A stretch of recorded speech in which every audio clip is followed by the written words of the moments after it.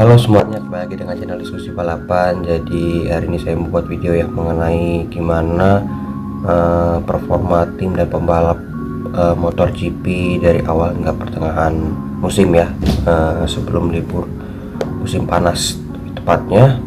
Dan ya, saya juga mau minta maaf kalau misalnya jarang upload karena kesibukan saya juga lagi magang, lagi ada kerjaan tugas-tugas juga, dan juga ada persiapan buat skripsi. Jadi ya mohon maaf ya, mungkin agak telat ya. Jadi saya harus buat videonya dan akan saya upload juga hari ini ya, nanti sebelum praktisnya, free praktisnya motor GP ya. Ya kita mulai aja langsung lah.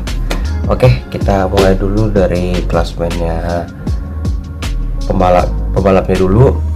Untuk Pecco pertama dia dapat poinnya 194 poin.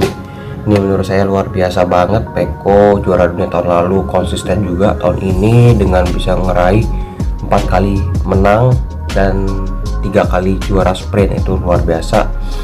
Ini yang saya bilang Pecco luar biasa, mental juara dunianya ada gitu. Meskipun 1 kali DNF waktu di Amerika, tapi ya 2 kali sama di Prancis ditabrak mau finales, tapi is okay untuk seorang pembalap. Dan untuk gaji Pecco sendiri itu senilai 4,9 juta euro atau 75 miliar rupiah. Dan menurut saya itu worth it banget untuk seorang juara dunia dan performa yang konsisten. Lalu yang kedua ada Jorge Martin. Ini luar biasa juga performanya, menurut saya meningkat karena Martin kita tahu kalau kualifikasi luar biasa bagus, tapi tahun lalu menurut saya balapannya agak kurang.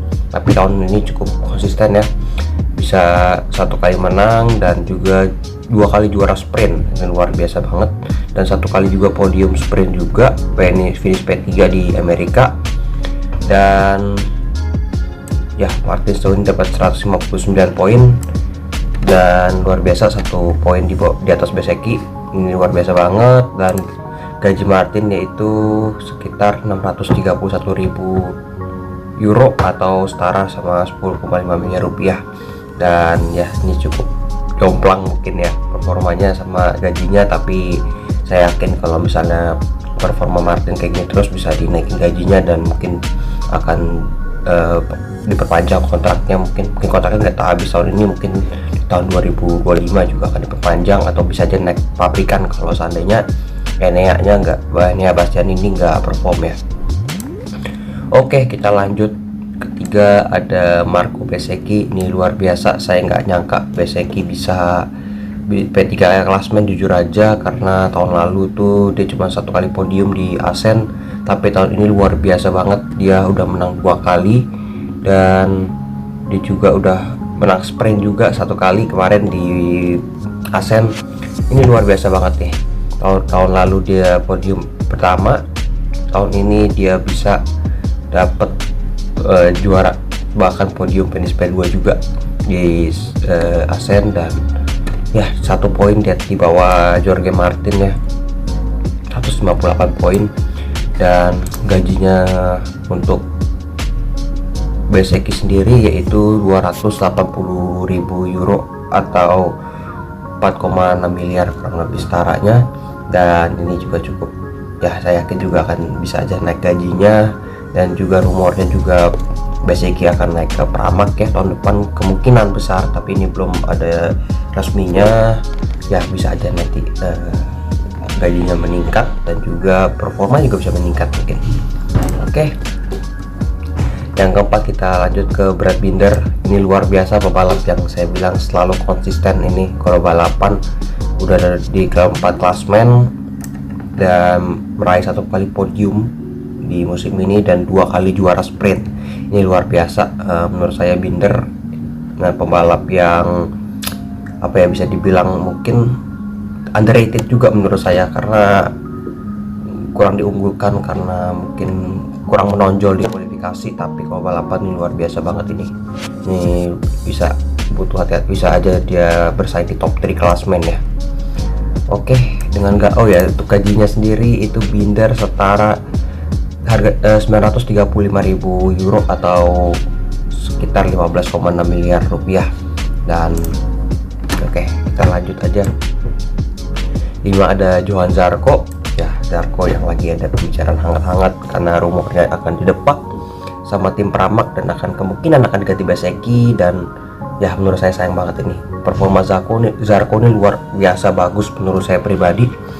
Dia berhasil meraih 4 kali podium musim ini, dan meskipun gak pernah juara sprint ya, tapi at least dia juga luar biasa menurut saya dengan meraih 109 poin, 5 poin di bawahnya Brad Binder. Ini luar biasa. Dan untuk gajinya Zarco sendiri cukup besar karena pengalaman dia juga dengan prestasinya juga, meskipun gak pernah menang ya, dengan gaji 3,7 juta euro atau setara 61,7 miliar. Ini gajinya cukup tinggi menurut saya dengan pengalaman yang oke, meskipun gak pernah menang. Dan Pramak harusnya mikir-mikir 2 kali lah untuk mengeluarkan Zarco. Oke, yang keenam ada Luca Marini. Ini juga pembalap yang luar biasa. Saya nggak expect juga tahun ini progresnya cepet banget. Dia meraih 1 kali podium dan juga podium perdananya di MotoGP, dan juga 1 kali podium di sprint juga, dengan meraih 98 poin ya, 11 poin di belakang Zarco. Ini juga cukup luar biasa. Marini pembalap yang underrated juga menurut saya, ya sering diremehkan mungkin karena ya adanya Valentino Rossi, tapi dengan performa Marini musim ini kita juga butuh apresiasi juga dengan konsisten yang luar biasa juga. Gajinya sendiri Marini itu 327.000 atau setara 5,4 miliar, dan ya rumornya belum ada info Marini kemana tahun depan, tapi kemungkinan besar akan dipertahankan ya dengan performa seperti ini. Yang ketujuh ada Jack Miller yang tahun lalu dari Ducati pindah ke KTM. Menurut saya juga luar biasa ini, udah top 10 klasmen ya, meskipun hanya meraih 1 kali podium dan 2 kali podium sprint dengan poin 79 poin, luar biasa. Dan menurut saya sendiri ini cukup langkah yang baik, awal yang bagus untuk Miller, meskipun butuh progres, butuh ditingkatkan ya, karena Binder bisa top 5 klasmen. Setidaknya Miller yang punya pengalaman di motor 3 bersama KTM, tahu lingkungan KTM, harusnya bisa lebih ditingkatkan lagi. Untuk gaji Miller sendiri itu senilai 2,8 juta euro atau setara 46,7 miliar. Oke, yang ke-8 ada Alex Espargaro ini ya, saya cukup kecewa sama performanya, karena tahun lalu di luar biasa, bisa di top 3, tapi tahun ini kayaknya sulit banget buat dia bersaing. Hanya meraih 1 kali podium doang di Asen kemarin, dan ya saya harap di Espargaro juga bisa perform ya, bisa raih podium lagi lah atau menang lagi musim ini dengan meraih 77 poin di klasmen, beda 2 poin aja sama Jack Miller yang di posisi ke-7. Gajinya sendiri juga sama dengan Miller, yaitu 2,8 juta euro atau setara 46,7 miliar.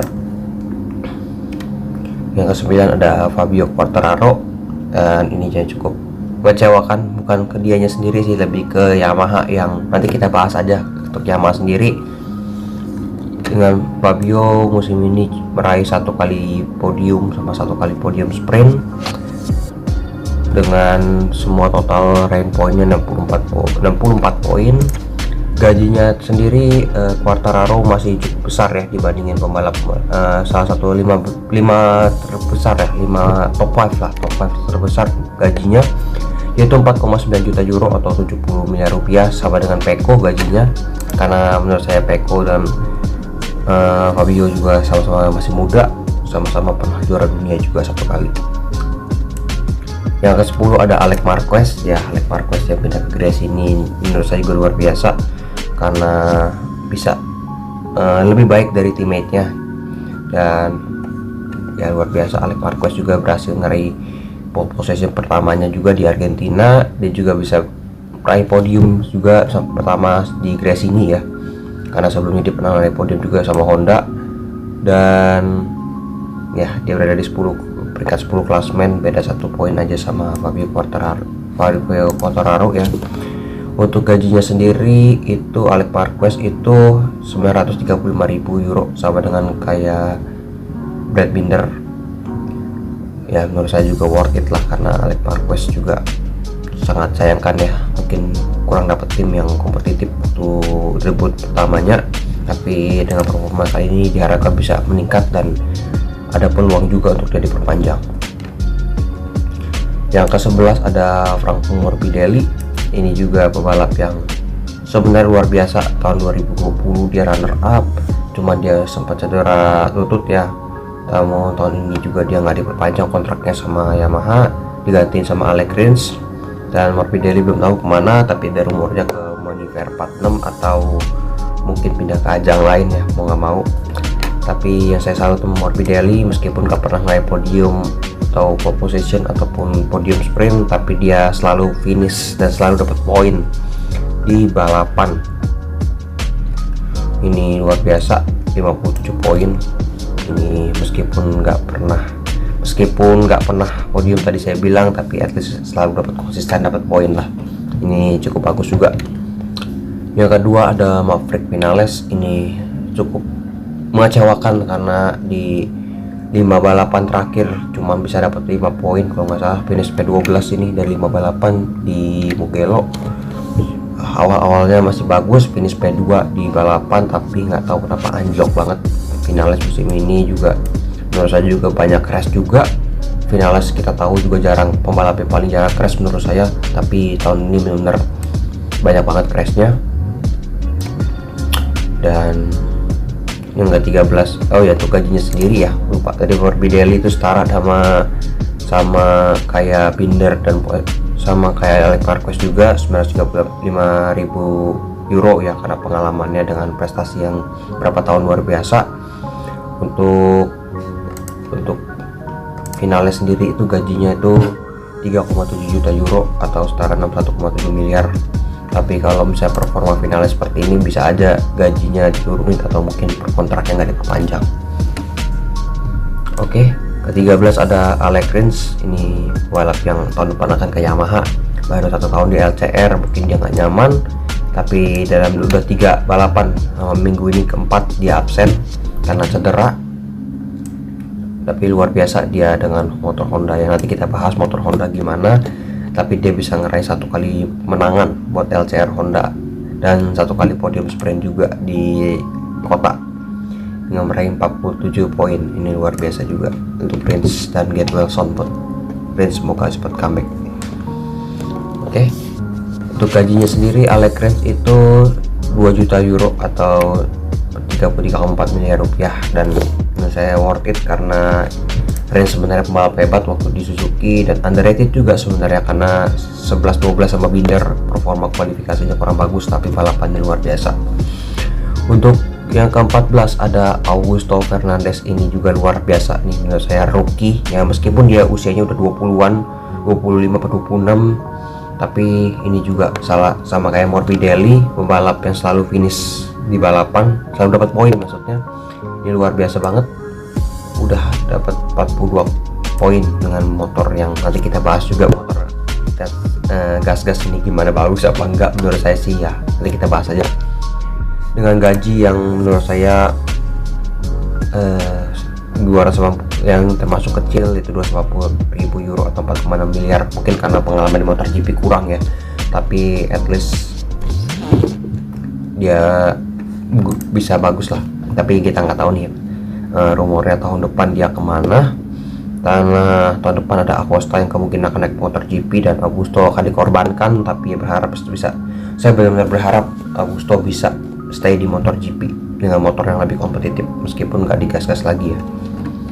Oke, yang ke-15 ada Fabio Di Giannantonio. Ini juga pembalap yang menurut saya nggak ada peningkatan sama sekali.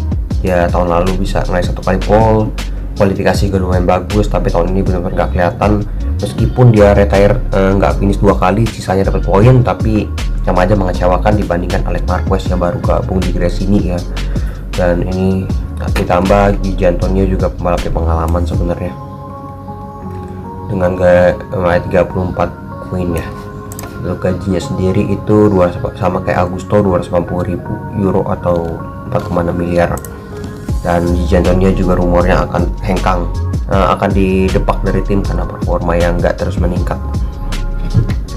Yang ke-16 ada Taka juga menurut saya performanya nggak meningkat meskipun tahun ini cukup konsisten, tapi banyak yang ngantri jujur untuk pembalap muda, terutama Primotor tuh ya ada rumornya Ogura yang naik atau mungkin Sopyan Chantra mungkin, tapi musim ini dia juga meraih 34 poin, not bad sebenarnya, cuman harusnya Taka yang udah cukup lama di MotoGP bisa meningkat performanya dan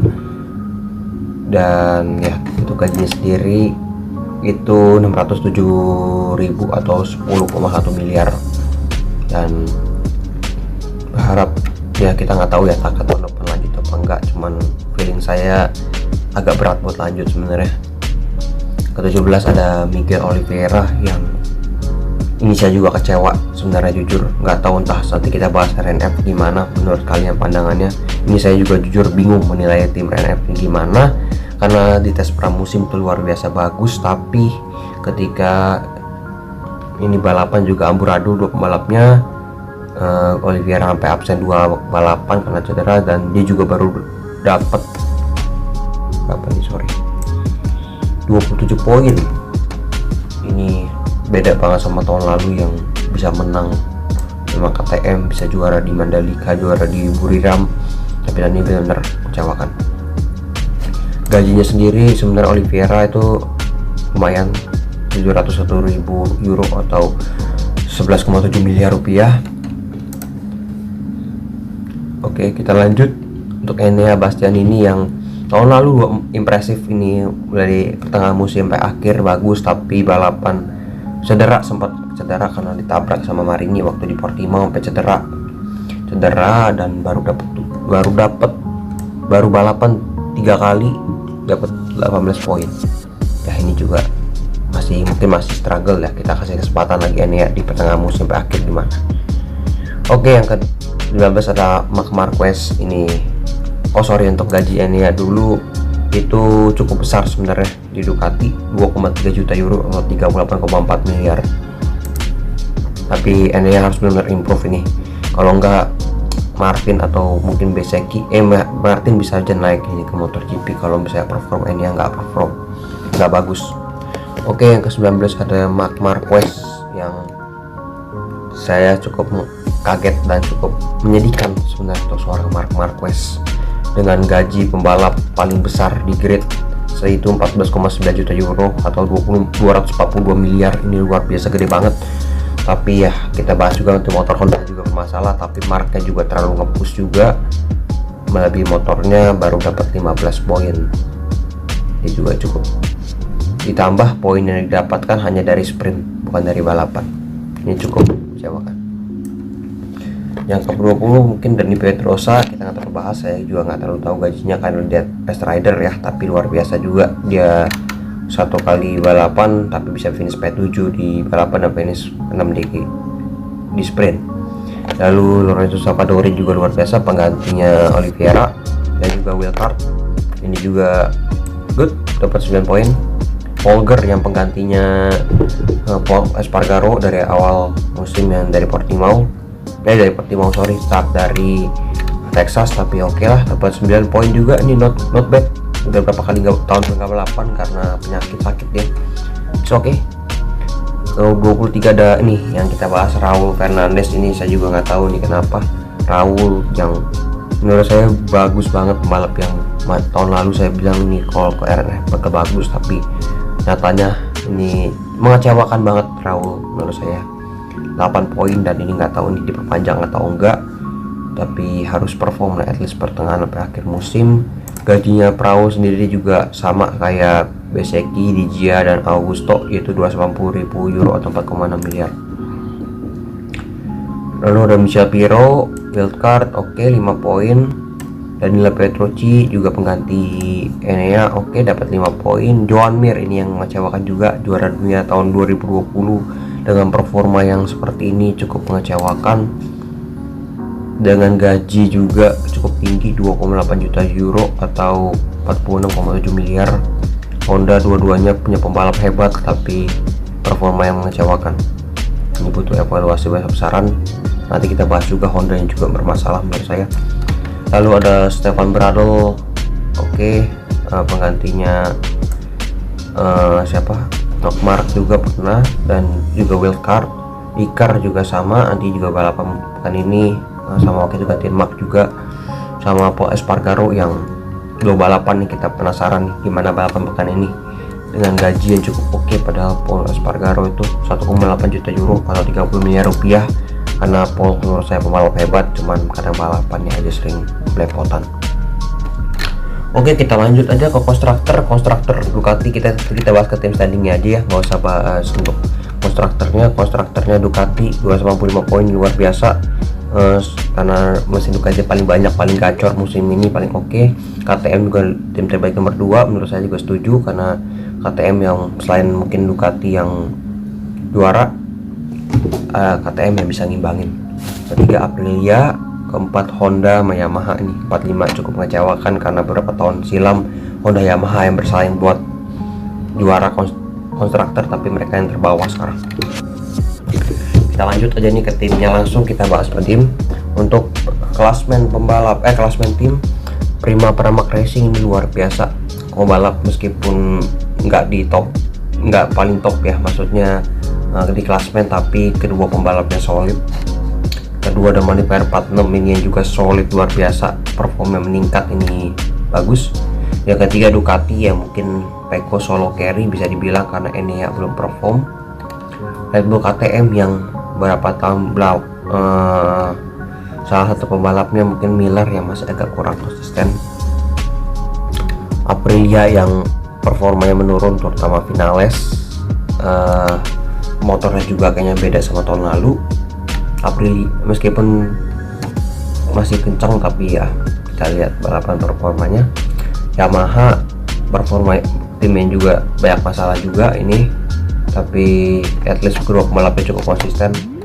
Ketujuh Gresini ya, Alex Marquez solo carry bisa dibilang. LCR Honda ya, ini juga performa sama kayak Honda, performanya kurang bagus meskipun Rins satu kali menang, tapi cukup mengecewakan. Yang ke-9 ada Gas yang Augusto lagi-lagi solo carry. Mungkin Volker juga luar biasa, dapat 9 poin doang meskipun bukan pembalap utama, tapi oke. RNF yang mengecewakan, saya udah nggak tahu lagi mau apa. RNF sama Honda yang cukup mengecewakan karena Honda motor yang bisa dibilang katanya sulit dikendarai, dan berharaplah Honda bisa at least satu kali podium aja. Dan ya udah, ini aja kita pembahasannya ya, udah panjang ya, 20 menitan. Dan ya oke, sekian video kali ini. Saya akan uploadnya nanti sebelum berpraktis mulai. Oke, jangan lupa kritik dan saran, dan jangan lupa untuk like, komen, dan subscribe juga. Oke, sampai jumpa di video berikutnya, bye bye.